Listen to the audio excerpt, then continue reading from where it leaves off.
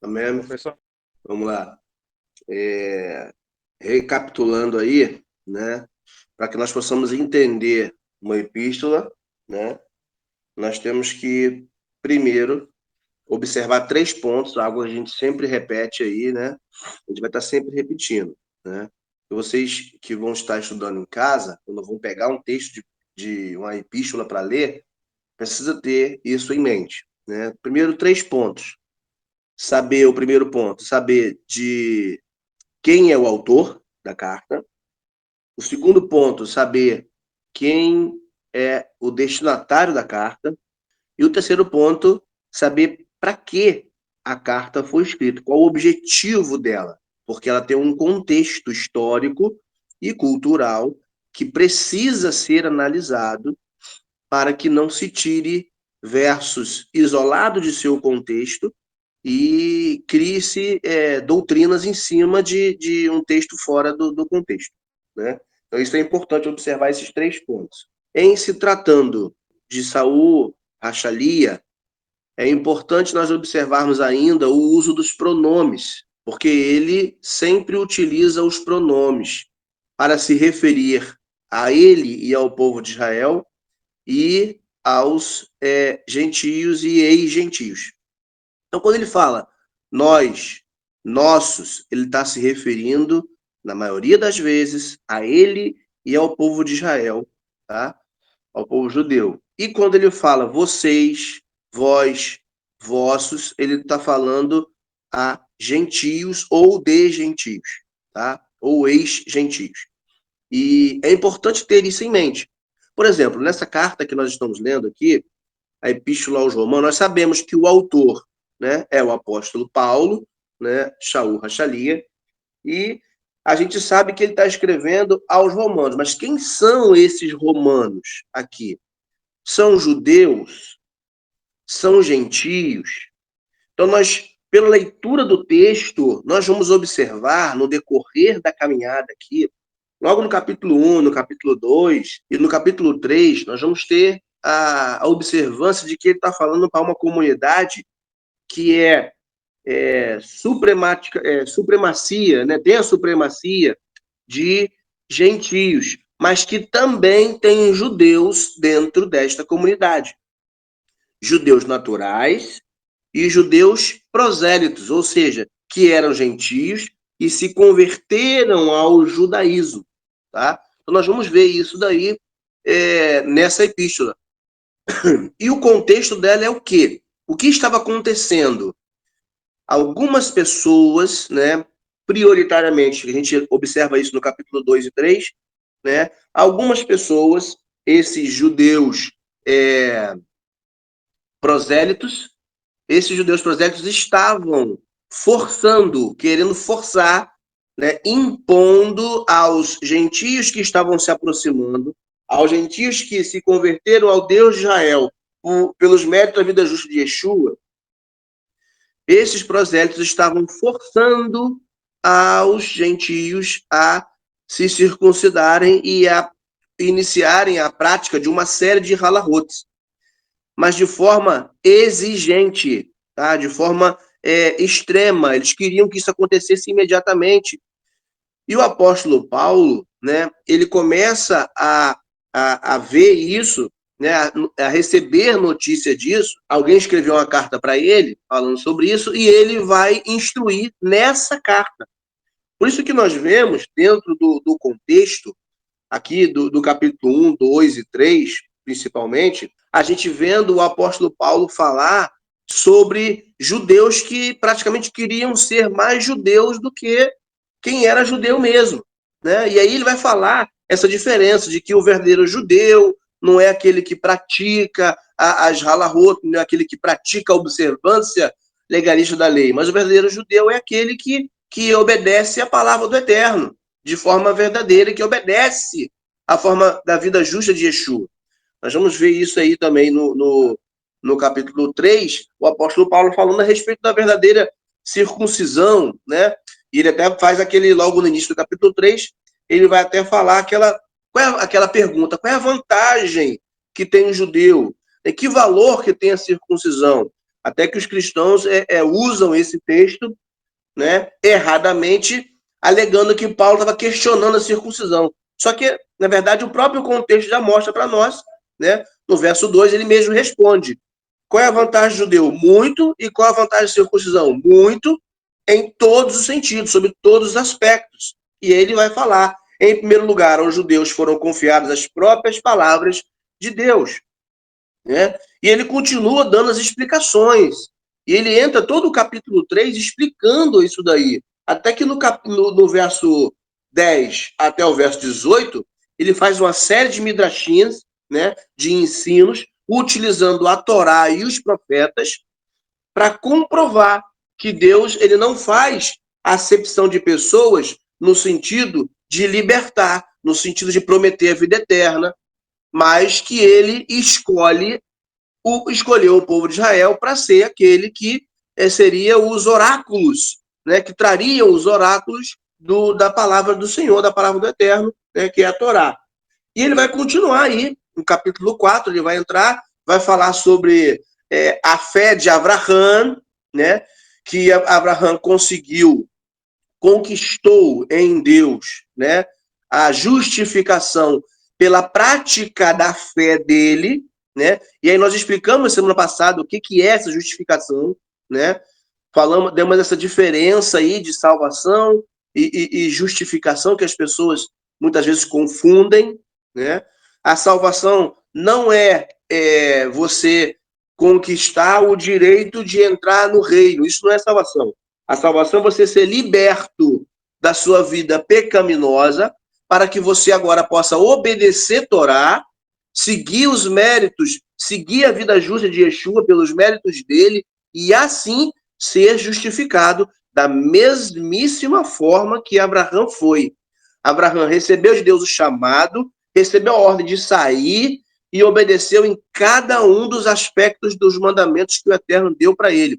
Por isso o texto vai dizer que Abraão depositou confiança em Deus, né? Ou seja, fé, emuná verdadeira, que a emuná verdadeira, a fé verdadeira, ela é uma confiança baseada na obediência. Então o texto vai dizer que Abraão depositou a fé dele em Deus e isso lhe foi contado como justiça, ou seja, ele foi tornado justo por causa disso. E aí, durante todo o capítulo 4, ele explica toda essa questão da justificação. Tá? Você pode pegar depois e ler, você vai ver que todo o capítulo 4 ele fala sobre essa questão de justificação, o crédito da justiça que Abraão recebeu, todos nós em Yeshua também podemos receber se vivermos da mesma forma como ele viveu, se seguirmos o exemplo dele, né? E aí ele finaliza o capítulo 4 com as seguintes palavras: ó, contudo, as palavras creditadas em sua conta, né, não foram escritas apenas para ele, elas foram escritas também para nós, que com certeza temos a conta creditada. Por quê? Confiamos naquele que ressuscitou Yeshua, nosso Senhor. Então veja que nós depositamos a nossa confiança no eterno.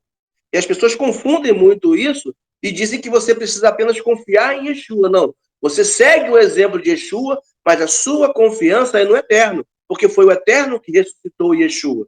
Né? É o eterno quem trouxe Yeshua de volta da morte por causa dos méritos da vida justa dele. Né? Como filho adotado, ele obedeceu ao eterno em todas as formas. Então o eterno trouxe, né, de volta à vida. Então o texto está falando isso. E aí ele vai falar, olha, aquele que ressuscitou Yeshua, nosso Senhor, dentre os mortos, Yeshua que foi entregue à morte por causa de nossas ofensas e ressuscitado à vida, a fim de nos tornar justos. Ou seja, a ressurreição dele, né, vai nos trazer justiça. Por quê? Porque ele viveu uma vida de obediência, o Eterno viu. Então ele morreu. E aí o Eterno, por causa da vida de obediência dele, da vida justa dele, o trouxe de volta à vida. E agora, porque ele foi tornado de volta à vida, nós podemos ser justificados apontando, né, vivendo de acordo com a vida que Yeshua viveu, com os ensinamentos dele. Então o Eterno vai nos tornar justos também por causa disso que aconteceu com Yeshua, certo? E aí ele entra no capítulo 5, dizendo para nós, olha, portanto, pelo fato de sermos considerados justos diante de Deus, por causa da nossa fé, da nossa confiança, continuamos a ter shalom com Deus, por nosso Senhor Yeshua, o Mashiach. Ou seja, ele está dizendo aqui, olha, continuamos, observem isso, continuamos a ter shalom. Ou seja, aí ele está falando aqui, referindo-se ao povo de Deus, né, que continua a ter shalom com Deus, agora por causa de quê? Por causa da vida justa de Yeshua, porque Yeshua tornou as coisas como era antes da transgressão. Ou seja, agora uma pessoa que confia nos méritos da vida justa dele é tornado justo e passa a viver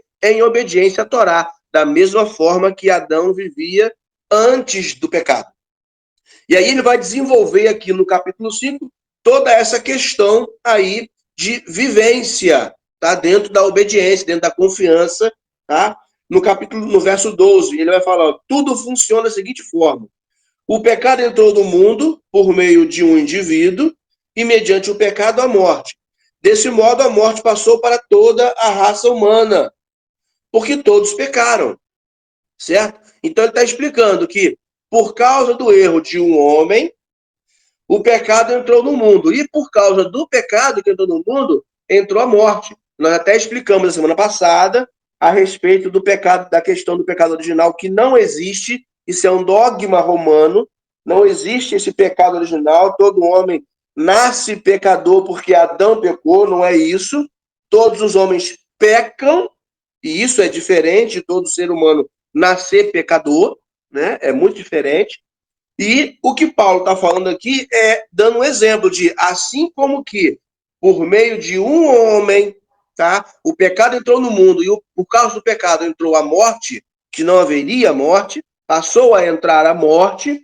Então agora também por causa de um homem, Paulo continua nesse capítulo, por causa de um homem vai entrar a restauração e a vida. Esse homem é Yeshua. E por causa dele, todos os homens que confiam no Eterno, depositam a confiança, igual Abraão fez, conseguem alcançar justificação.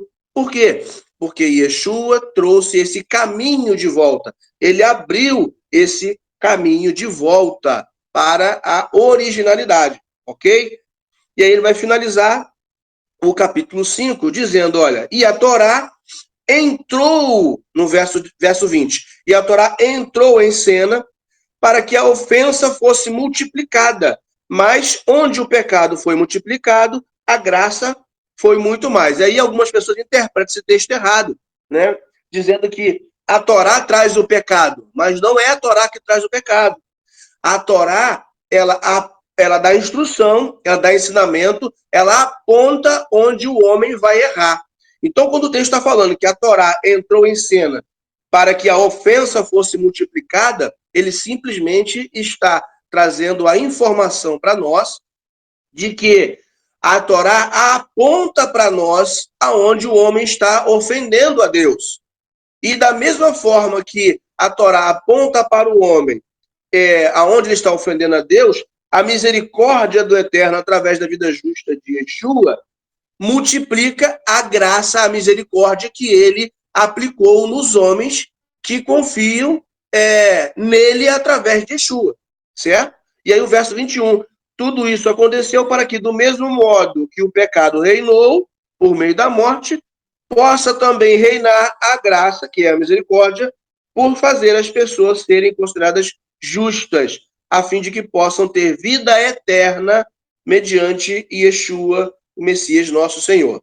Então, até aqui foi um resumo do que nós lemos e estudamos até agora, do capítulo 1 até o capítulo 5. Então, vamos lá. Entrando no capítulo 6, né, tendo em vista o que a gente fez esse resumão agora aí, entrando no capítulo 6, né, de Romanos. Diz assim, olha, portanto, devemos dizer, vamos continuar pecando para que haja mais graça? Então você vê que esse texto aqui no capítulo 6 não está isolado, ele está complementando aquilo que ele tinha falado lá no capítulo 5, no finalzinho do capítulo 5. Então isso aqui não está isolado. Você vê que lá do verso 20 em diante, do capítulo 5, ele começa a falar sobre a lei e a graça, que a lei, a Torá, ela aponta para o erro do homem, e a graça, ela multiplica a misericórdia de Deus. Tá? Então, olha só. E a Torá entrou em cena para que a ofensa fosse multiplicada. Não é que a Torá traz pecado, como eu já expliquei. A Torá, ela mostra onde o homem erra, né? Então, isso multiplicou o erro. Por que multiplicou o erro? Porque antes, quando não tinha Torá escrita, só existia a Torá oral, né? Algumas pessoas podiam alegar: não, mas eu não sabia disso. Só quem sabia isso era Avraham e os seus descendentes, né? Só que agora há uma Torá escrita para todo homem. E isso faz com que o homem possa saber aonde ele está errando. Nós sabemos, já estudamos sobre isso, e estudamos isso nas Parashiot, né, que quando o Eterno deu essa Torá escrita lá no Sinai, né, quando ele deu a Torá escrita no Sinai, havia representantes de 70 nações lá. Ou seja, todas as nações da terra tinham pessoas lá recebendo também a Torá. Então, a gente não pode negar que a Torá é só para o povo judeu. Quem recebeu, recebeu de outras nações também. Mas o que Paulo está dizendo aqui é exatamente isso, né? Então ele está dizendo que a Torá entrou em cena para que a ofensa fosse multiplicada, ou seja, para que pudesse trazer à tona a verdadeira ofensa, as ofensas que os homens cometiam. E aí ele fala que, mas onde o pecado foi multiplicado, não foi porque veio a Torá, porque a Torá tornou claro, é luz na escuridão. Você tem escuridão num quarto, você não vê nada. Quando você coloca a luz, você vê todas as coisas dentro do quarto. É a mesma coisa que está acontecendo. A Torá trouxe luz onde só havia trevas.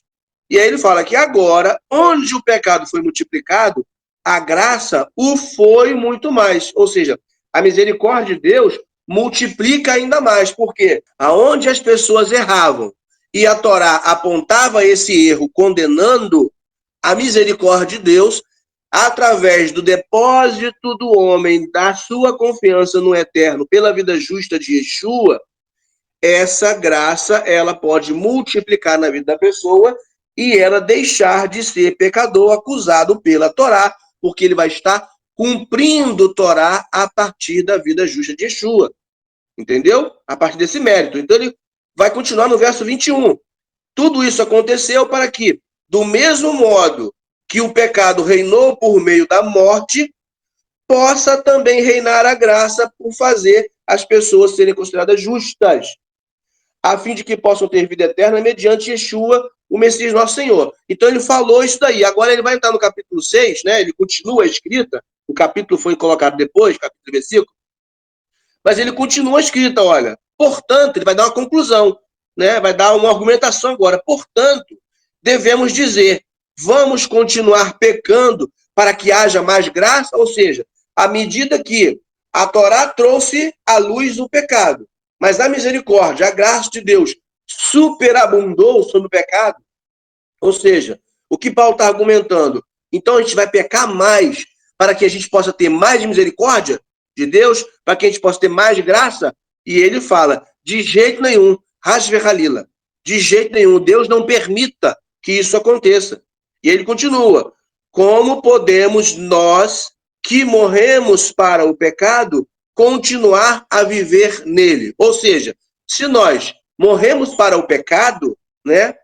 E agora o pecado não habita mais em nós, não queremos mais o pecado em nós, porque a gente está vivendo segundo a obediência à Torá, de acordo com a vida justa de Yeshua, eu não posso nem pensar em continuar pecando para que a graça possa me atingir, porque a graça já me atingiu. O verso 3, continuando, ele fala para nós assim, olha, vocês não sabem que aqueles de nós que foram imersos no Messias Yeshua, né, que foram batizados nele, foram imersos na sua morte. Ou seja, o que ele está querendo dizer aqui?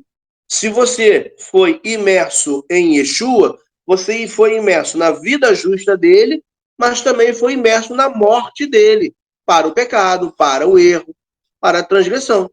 Então, a gente não pode continuar transgredindo, como Paulo falou lá, né, no início ali. E ele pega no verso 4, continuando.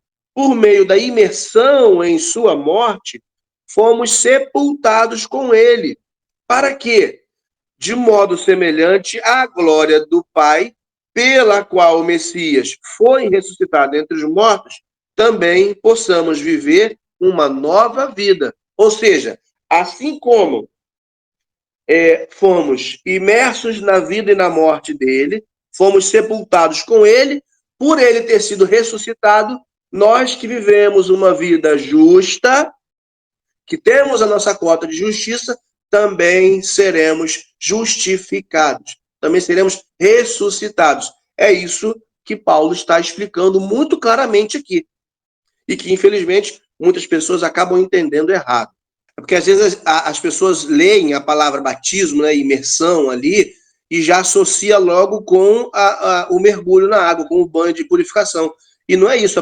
A imersão, a purificação, ela é a purificação que já foi sendo feita no decorrer de toda a vida, de cada uma das etapas da vida de Yeshua. Isso é perfeito. O que os irmãos podem entender é que conforme for o decorrer do tempo que vocês forem estudando, forem se aperfeiçoando no estudo da palavra, algumas palavras, quando vocês forem ler dentro de determinados contextos, você já vai saber o que significa.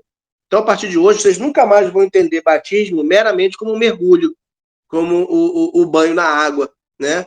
Vocês já vão entender que o batismo ele vai além disso, né? Então, determinado contexto que você vai ler sobre o batismo aqui, você já vai entender o contexto correto. Isso é muito bom. Verso 5, ele diz, por quê? Se fomos unidos a ele na morte semelhante à dele, também estaremos unidos a ele na ressurreição semelhante à dele. Ou seja, porque confiamos nele e porque fomos imergidos nele, né? Porque fomos purificados nele, por ele, né? O Eterno recebeu essa purificação por causa da vida justa dele.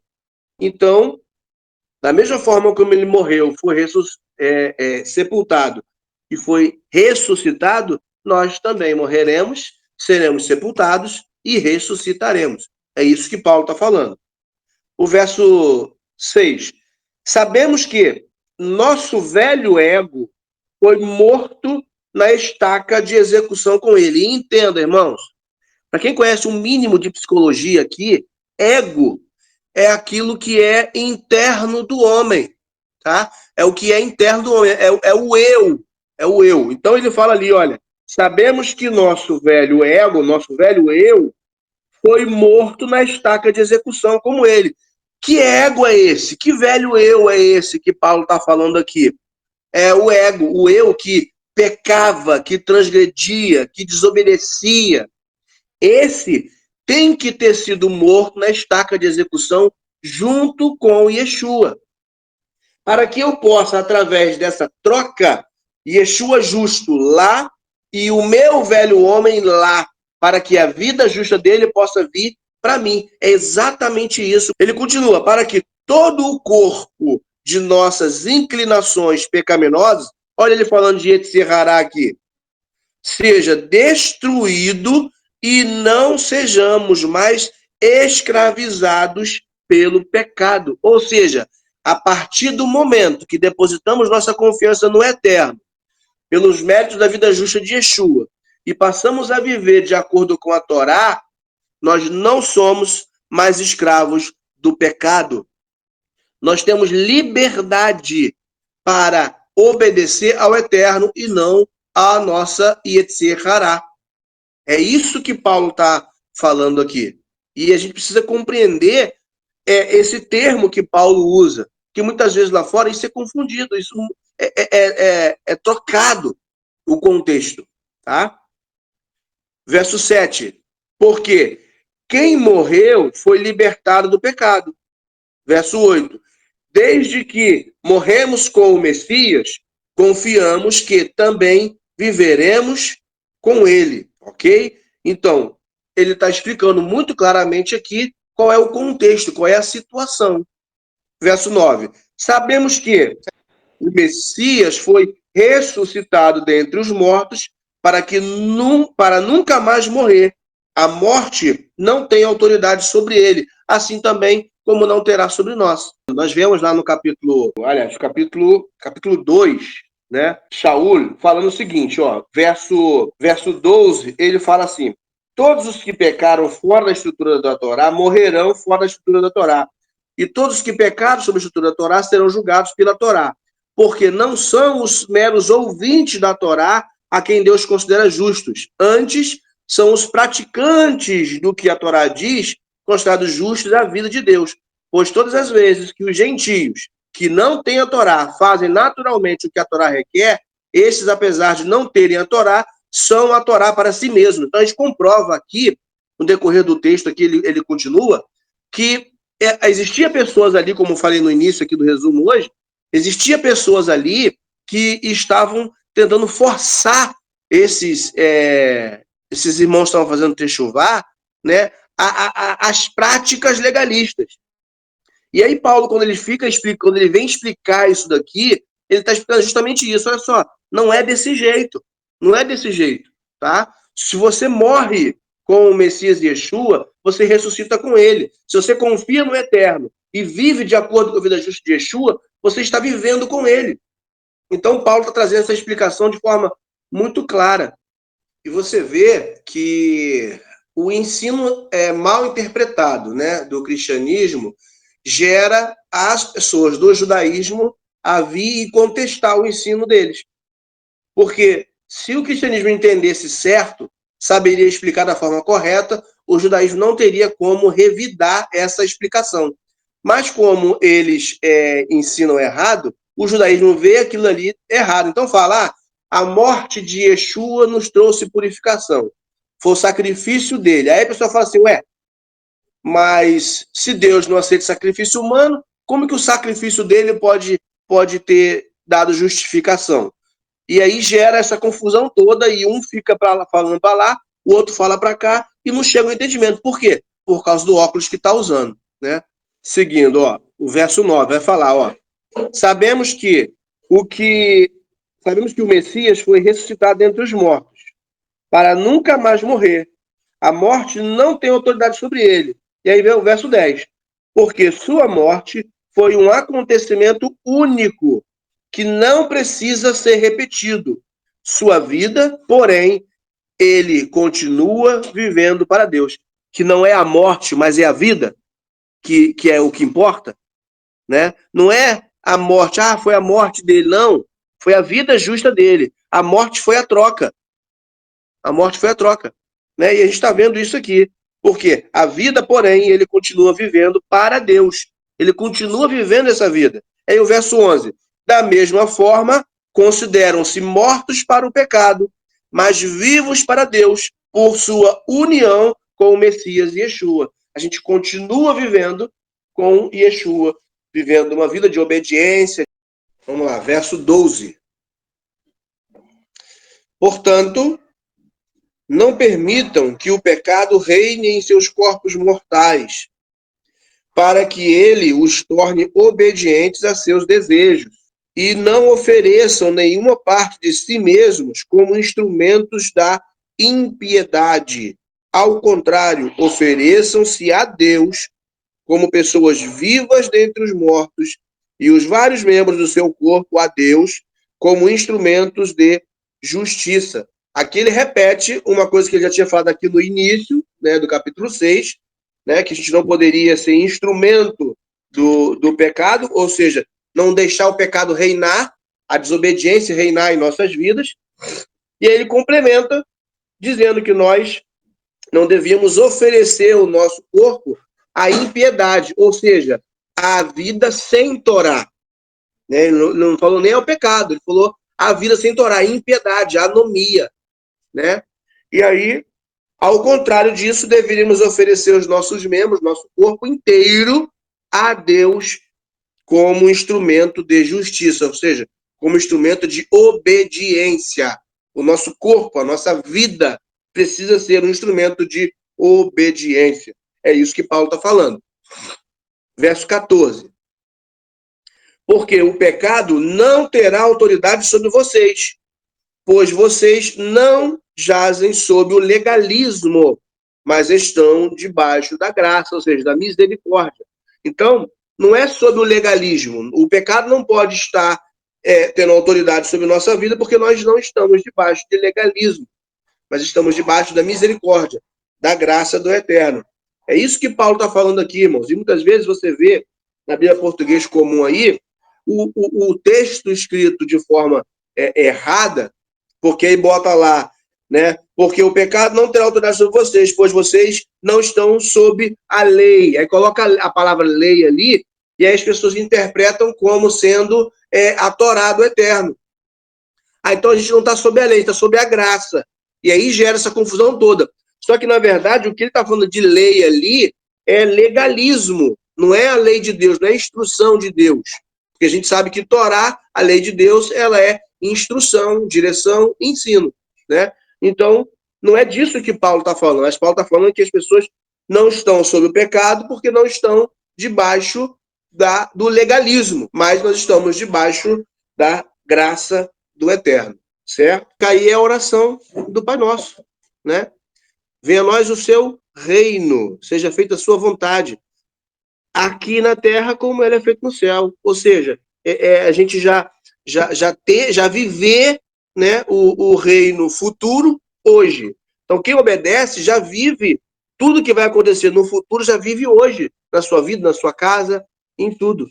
Né? Isso é perfeito. E viver debaixo da lei, como você estava explicando aí, o apóstolo Paulo fala, capítulos anteriores aqui, nessa mesma epístola, né? Viver debaixo da estrutura da Torá, ou seja, é receber a Torá como verdade, como instrução, e assim praticar, e assim viver debaixo dela, ou seja, receber ela como autoridade, né? Estar debaixo da estrutura é receber a Torá como autoridade de instrução, de orientação para a sua vida. E Paulo está repetindo exatamente isso aqui, nesse trecho que nós lemos.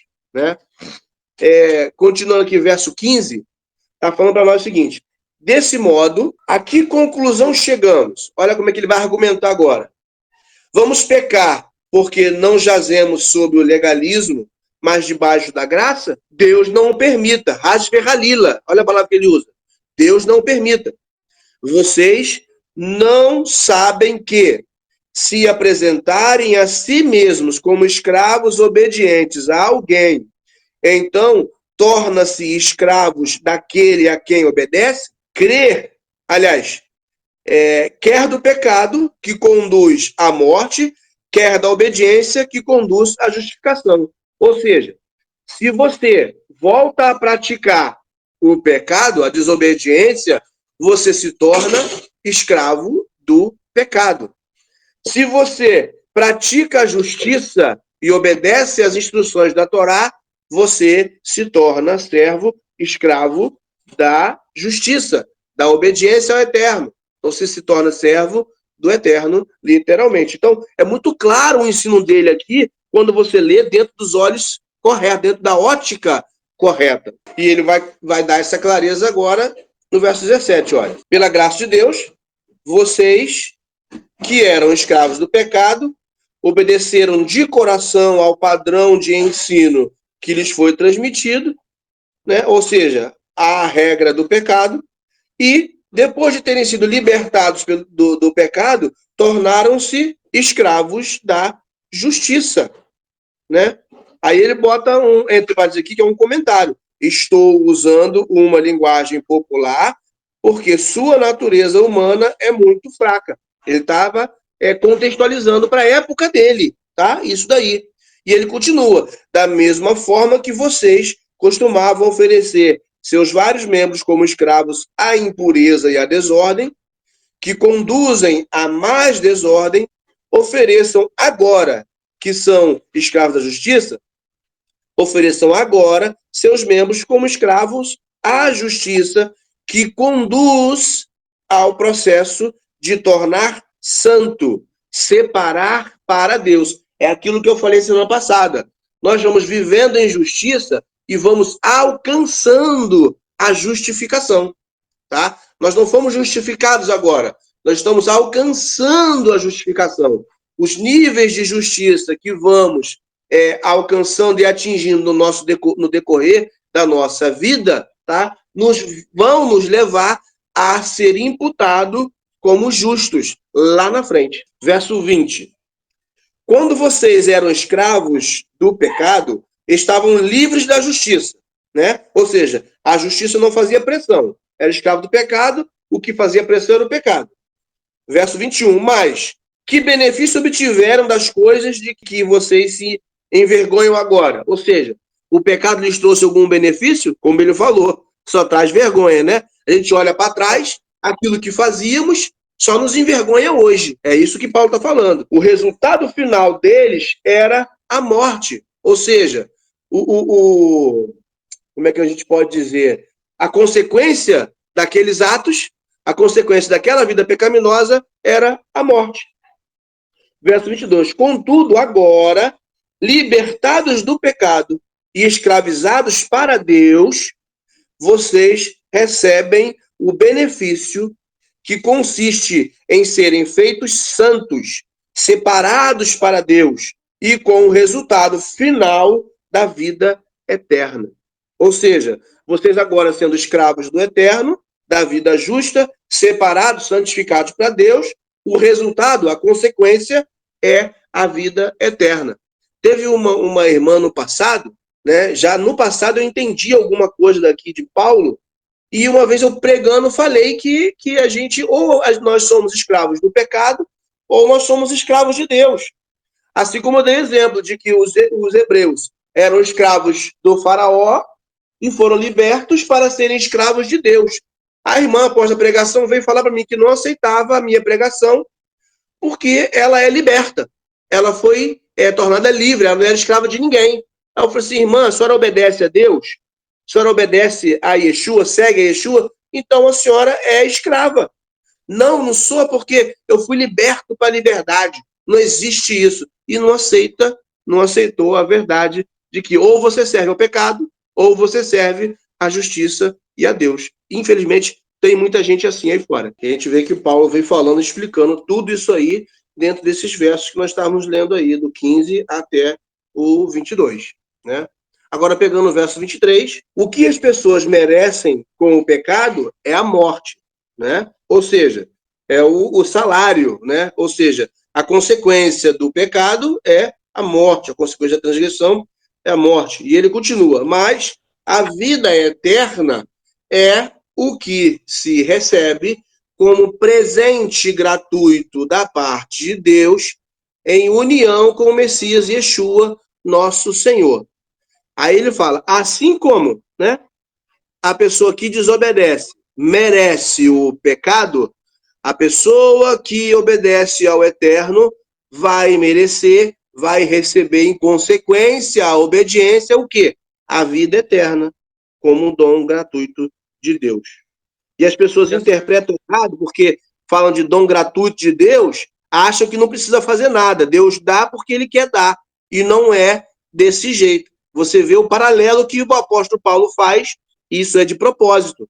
A consequência do pecado é a morte, a consequência da justiça é a vida eterna. Então vamos estar orando para encerrar o shiur dessa manhã. Bendito sejas tu, Senhor nosso Deus, Rei do Universo. Louvamos o teu nome, te agradecemos e agradecemos a ti por esta oportunidade que temos de estar estudando a tua palavra, de estar, Senhor, buscando a verdade dentro do que Rabi Shaul falou, dentro do contexto da Torá e dos profetas.